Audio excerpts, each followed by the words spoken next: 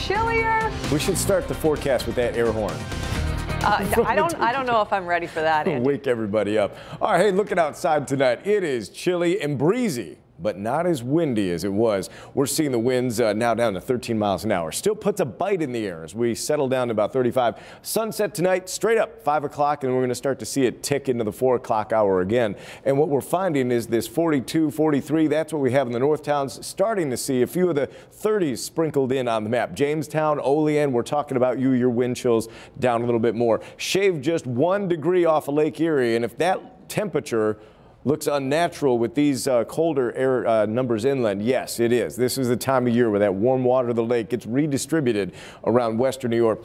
These are the wind speeds, or the wind gusts anyway. The actual wind speed is 13, still getting some gusts, but we're settling it all down, tapping the brakes on those gusty winds. So now what we have are just a few leftover light showers exiting Wyoming County, and it's enough to put on the intermittent wipers on the windshield, but that is it that we're talking about precip tonight. For the kids tomorrow, for planning purposes, 35 degrees, but not much of a wind, enough that it'll still make it feel like freezing. So bundle them up as they're heading out the door, but no umbrellas necessary. Thursday is probably the easiest day I have to communicate to you. A mix of sun and clouds, 43 degrees, not much of a breeze, pretty much precipitation free. Now as we get to Friday, that's a different story. Here's a few of those drizzles or flakes as they decide to do one or the other through the overnight. Tomorrow morning, more clouds to the south and to the north. All we have to deal with is some scouring out of those. Don't look for a full sunny day, but I promise you a little bit in there. Next weather system, Friday is the day you want to listen up to, because this makes very quick strides right to the New York-Pennsylvania line.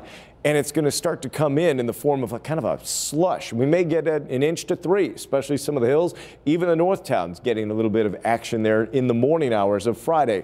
Then it warms up just enough that we'll start to switch it to a cold rain. Not that that's better than slush, but it's certainly something we'll have to deal with throughout the afternoon. Winds aren't that bad. And then we get the signature here, maybe some lake effect that starts on Friday night and goes into Saturday, because temperatures are going to tumble down into the 30s this weekend for highs. So as again mentioned, Thursday, no problem. Friday, kind of that slush switching over to rain. Then it's snow for Saturday with migrating lake effect snows. Should have some good ideas of who's going to get hit on Saturday, and then we get a break on Sunday before it all comes back next week. Wouldn't it be great to get a brand new snow thrower just in time for all that snow?